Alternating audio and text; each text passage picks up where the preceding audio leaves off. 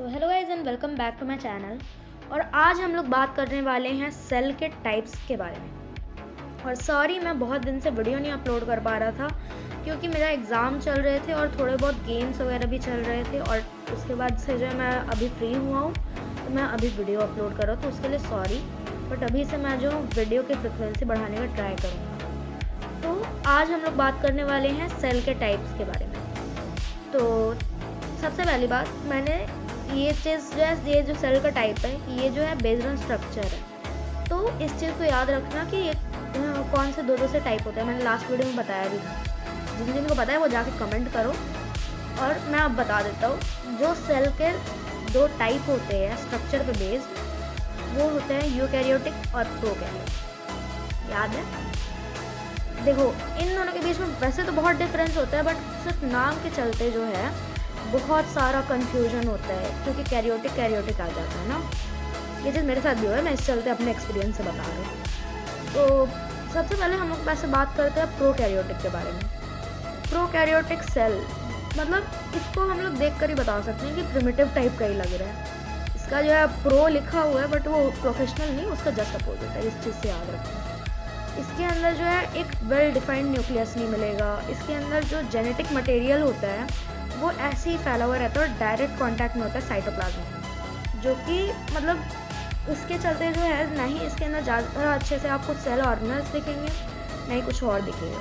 और जिन भी ऑर्गेनिज्म के अंदर ये सेल पाया जाता है उसे हम कह सकते हैं प्रोकैरियोट्स। और प्रोकैरियोट्स को हम लोग वर्ड में तोड़ तोड़ के समझते हैं। लाइक प्रो का मतलब होता है पहले, और कैरियोट का मतलब होता है न्यूक्लियस, यानी कि न्यूक्लियस के पहले।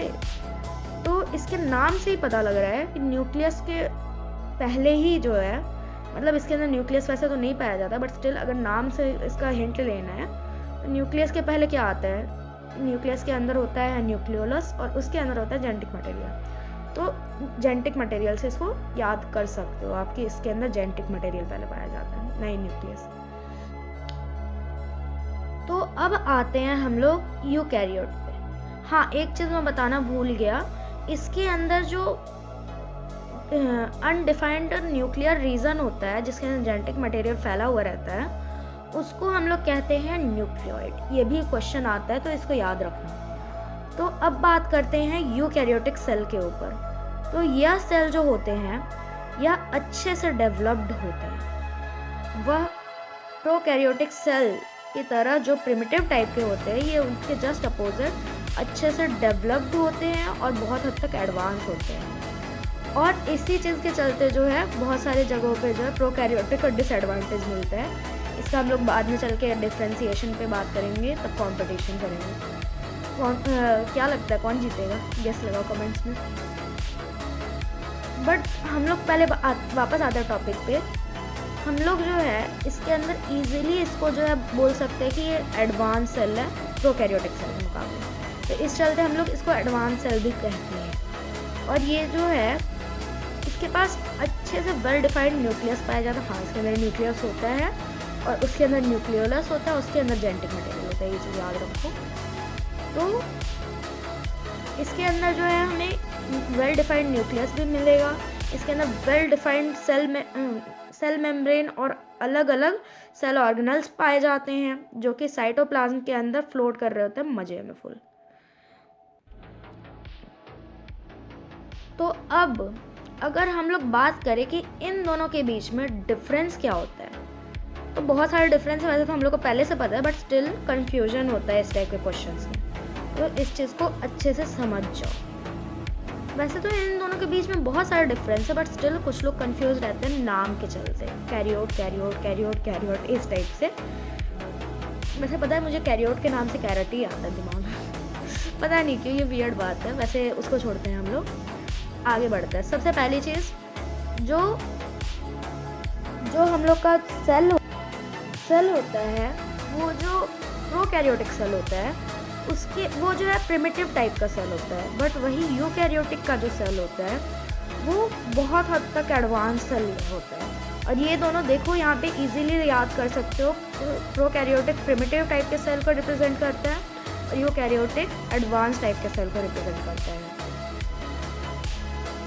अब जो है हम लोग बात करते हैं इसके स्ट्रक्चर के बारे में। तो इसके अंदर जो है यूकैरियोटिक के अंदर हमें well developed cell organelles nucleus मिल जाएगा, बट वही उल्टा होता है प्रोकैरियोट के अंदर। इसके अंदर ना ही तुम्हें सेल ऑर्गेनल सही से मिलेगा, ना ही तुम्हें न्यूक्लियस मिलेगा। न्यूक्लियस तो मिलेगा ही नहीं, और उस चीज़ के अलावा इसका जो जेनेटिक मटेरियल होता है वो डायरेक्ट कांटेक्ट में होता है साइटोप्लाज्म के। और ज़्यादातर जो हम लोग देखते हैं इसके अंदर जो है प्रोकैरियोटिक सेल जो है बहुत हद तक स्मॉल होता है, वही यूकैरियोटिक सेल जो होता है वो बहुत हद तक बड़ा होता है इन साइज।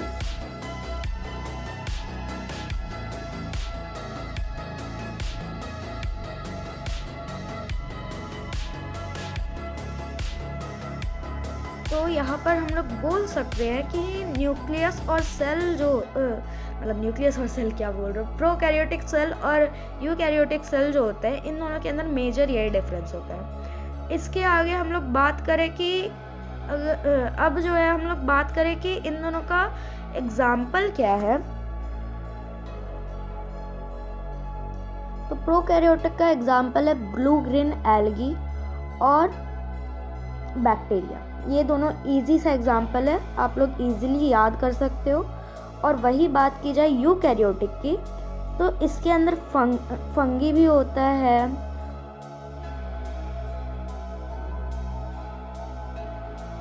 प्लांट भी होता है और एनिमल भी इसी के अंदर आता है। तो अब बात की जाए क्रोमोसोम के बारे में, तो हमें प्रोकैरियोटिक के अंदर जो है ज़्यादा क्रोमोसोम नहीं पाए जाते, बस एक ही क्रोमोसोम पाए जाते हैं। वही यूकैरियोटिक के अंदर हमें बहुत सारे क्रोमोसोम पाए जाते हैं। और उस चीज़ के अलावे जो हमारा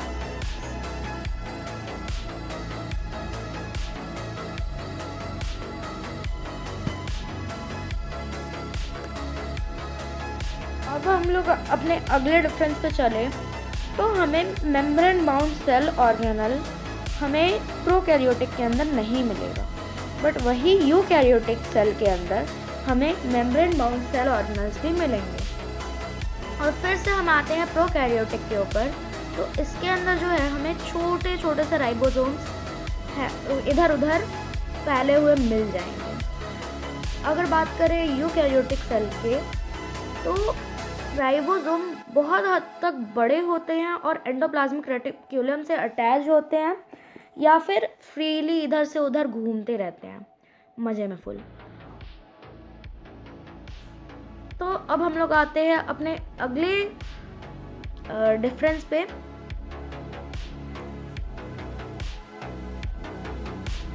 प्रोकैरियोटिक सेल के अंदर न्यूक्लियोलस भी एब्सेंट होता है, क्योंकि न्यूक्लियस ही नहीं है तो न्यूक्लियोलस का तो होना असंभव है।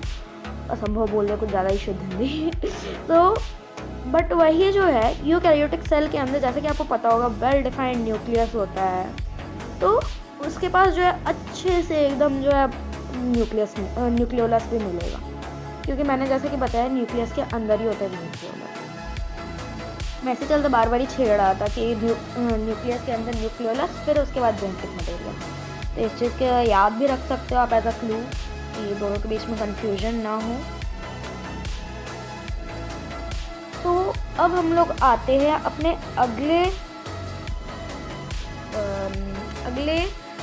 टॉपिक के ऊपर, जो कि है प्रोटोप्लाज्म। प्रोटोप्लाज्म में जो होता है, मतलब ये थोड़ा सा वियर्ड लगेगा, बट ये जो फ्लूइड होता है ये लिविंग होता है, क्योंकि हम लोग ज़्यादातर सोचते हैं पानी लिविंग नहीं होता है, कोई भी जो है फ्लूइड टाइप का चीज़ लिविंग नहीं होता, बट ये एक सरप्राइजिंग चीज़ है कि ये लिविंग होता है। और ये जो होता है ये सेल के अंदर जो है पाया जाता है, और ये जो प्रोटोप्लाज्म बोल रहा सॉरी साइटोप्लाज्म और न्यूक्लियर मेम्ब्रेन के बीच में ये पाया जाता है। और ये जो है एक कलरलेस फ्लूइड होता है, बट ये ट्रांसलूसेंट भी होता है। और यह जो होता है एक बहुत ज़्यादा इम्पॉर्टेंट रोल प्ले करता है, क्योंकि ये भी जो है एक टाइप का प्रोटेक्टिव लेयर टाइप का जो है ये रोल प्ले करता है। इसके अंदर जो है, मतलब अब आते हैं हम लोग अगले टॉपिक पे। सेल के अंदर जो है हमें अब जो है बहुत सारे जो है टाइप्स हम लोग पढ़ लिए सेल का। अब हम लोग बात करते हैं सेल के कुछ मेजर कंपोनेंट्स के बारे में, जो कि बहुत ही इम्पोर्टेंट है। बट उससे पहले हम लोग बात कर लेते हैं, सेल के अंदर भी लिविंग और नॉन लिविंग पार्ट्स होते हैं, जो कि मतलब सरप्राइजिंग कुछ लोगों को लगेगा, क्योंकि पहले से हम लोग मानते हैं कि सेल हमेशा से लिविंग है, ना कि नॉन लिविंग है। तो जिन लोग कन्फ्यूजन था उनका क्लियर हो गया होगा। तो चलो आगे बढ़ते हैं। सबसे पहले हम लोग बात करते हैं कि जो सेल का लिविंग पार्ट कौन सा होता है और नॉन लिविंग पार्ट कौन सा होता है। तो पहले हम लोग जो है जानते हैं कि लिविंग पार्ट कौन सा होता है। लिविंग पार्ट में जो है प्लाज्मा मेम्ब्रेन भी आता है।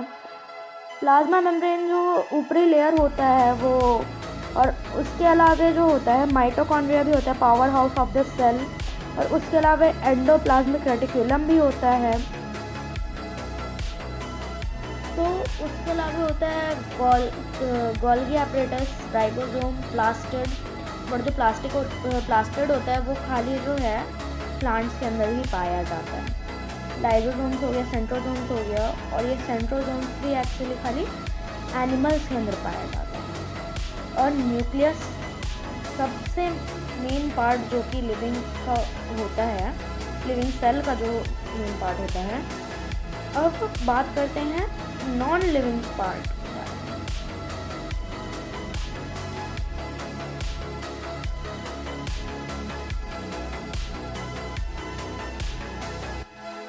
पहला जो कि नॉन लिविंग पार्ट होता है वो होता है सेल वॉल, जो कि खाली प्लांट के अंदर पाया जाता है।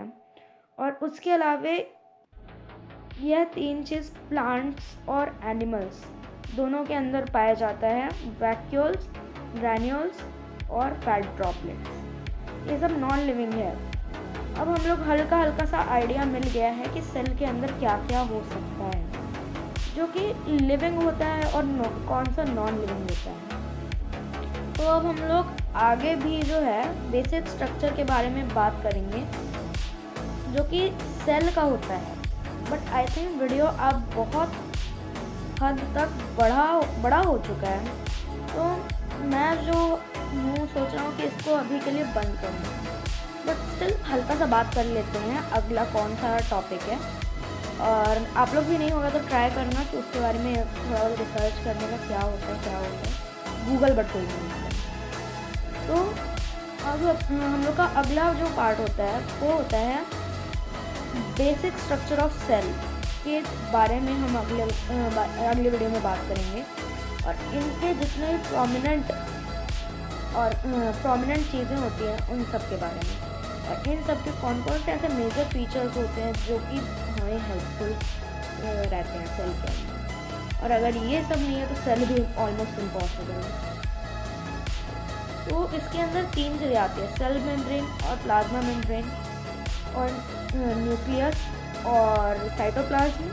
यह तीन एक मेजर फीचर है जो कि सेल के अंदर प्रेजेंट होता है। अब मैं भी वीडियो को एंड कर रहा हूँ क्योंकि वीडियो बहुत लंबा हो गया है। तो थैंक्स फॉर वॉचिंग, और हम अगले वीडियो के अंदर बात करेंगे जो यह तीन फीचर होते हैं, यह एग्जैक्टली क्या क्या फंक्शन परफॉर्म करते हैं, कौन कौन से इनके प्रोमिनेंट फंक्शन हैं जिनके चलते इन्हें जो है हम मेजर फीचर्स कहते हैं। So thanks for watching.